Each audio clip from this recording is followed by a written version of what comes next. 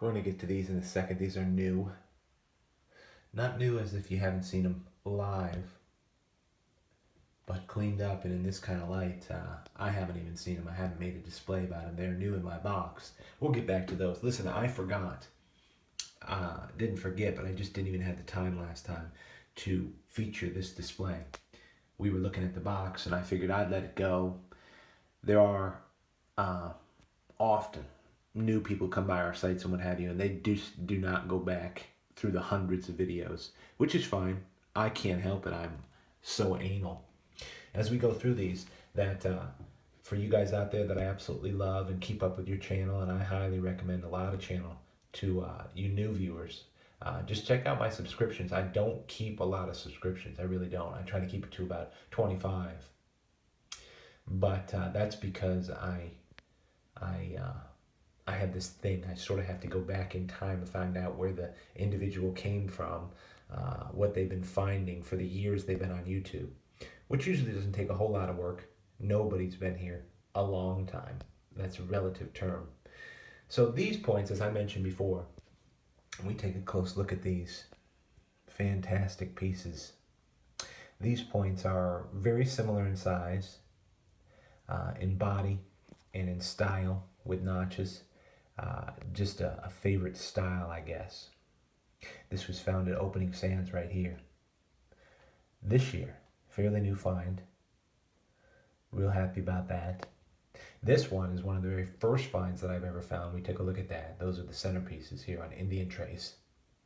So I want to go around the circle here and just share a little bit about these, and then we'll finish up with some great vein quartz. Just crazy stuff here in eastern North Carolina.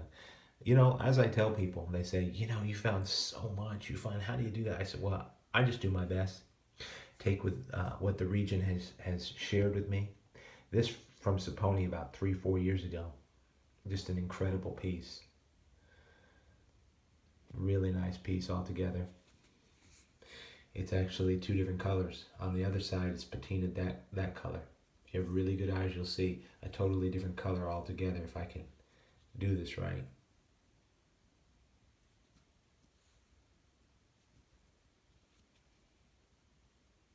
So inevitably there was some chemical in the sand and it was just sitting there on one side or another getting leached.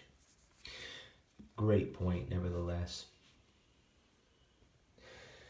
This is one of my very first points before I even knew I could find such things. I mean, this is from the Bear before I even named it the Bear, and was knew it was an area, and I hustled out there. I remember 4 years ago early in the morning, and it was just sticking up just out of the ground just like that.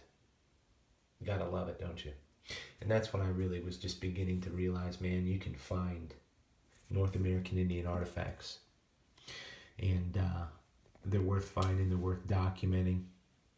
And neat thing about this is, this point right here, you know, it's a field point. We've got dings in all of these, even this one that I started with, missing an ear and what have you. I figure they have to capture your imagination one way or another, and if they do, I'll keep them. I even have a Heartbreakers vase that are not heartbreakers to me. They're absolutely incredible pieces, but you're going to find incredible pieces that are broken. This is a piece again from Opening Sands, Site 5. Fairly recent, I guess, the end of last year. Like this piece.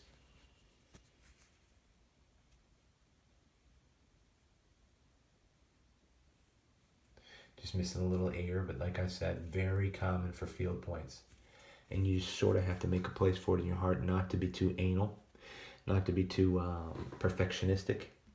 And I can't spread that word enough for those of you who are just starting to collect.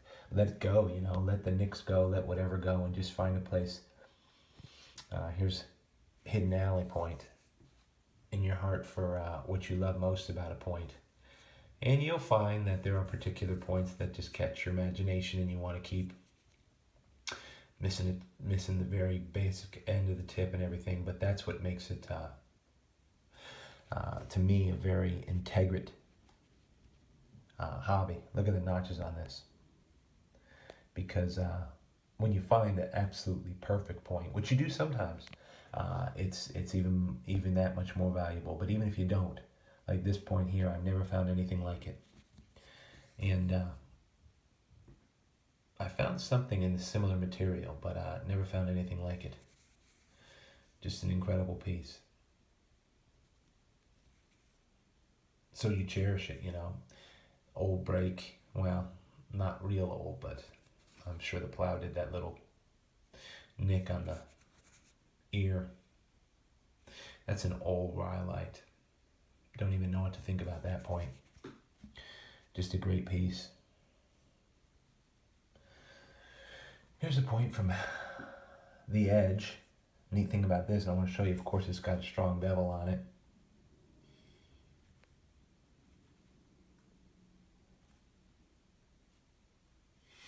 And another thing is, a lot of people want to, if I can get the focus working, could see it before. It is very smooth. Don't know if that means anything. I did find this in the tracks of a bulldozer. It's just unbelievable. When there's a little bit of sand, that these things can, find a way to escape.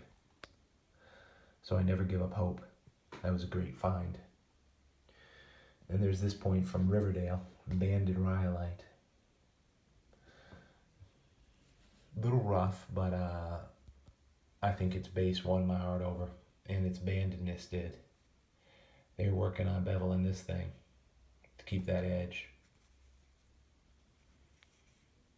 So, find my keepers in that, and you can see these are holding pretty steady to a familiar style. They don't even fill up that one bin. It's incredible. I mean, how many points right here I could fit in one little bin of my tackle box is crazy to me.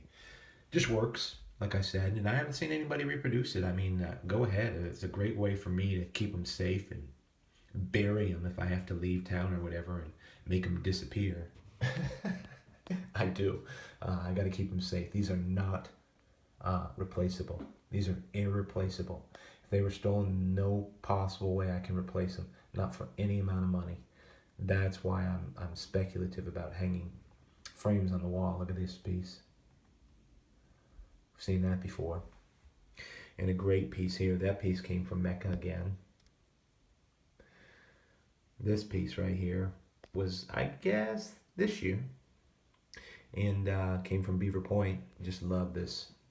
This piece turned out to be something I didn't expect it when I found it, but it turned into being a point that I've liked more than a lot of points.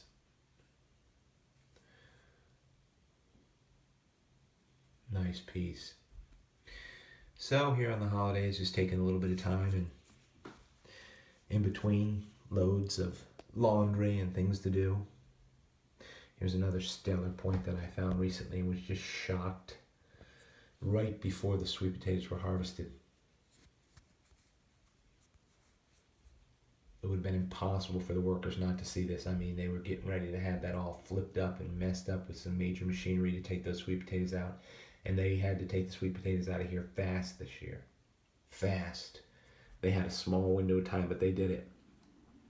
And I was just fortunate to come across this at Mecca. So many good points come from there, but you can never predict these things. You just got to go out and move forward and know spots that are produced before and scratch your head as to why you think they might be spots that produce. It's a mystery. A lot of it's a mystery. Nobody can really figure the whole thing out, I don't think. There's a lot we don't know. And I like to keep myself humble that way. All right, as I finish up, time's getting long. Check these out. I did find these this year. What a great group, right? Look at these. These are all Mecca points. Banded quartz. I thought the light was so good that I would figure I'd try to do a real good close-up of these. Just stunning Mecca points. Against the skin. Doesn't do as good justice as the charcoal backing here. So look at these.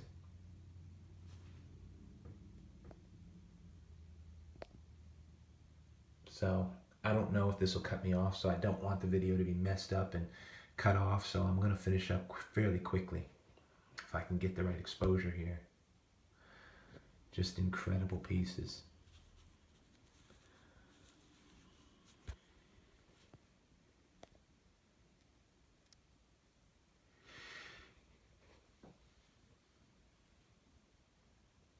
At least in northeastern North Carolina, you can believe that you're going to succeed, find some really great stuff.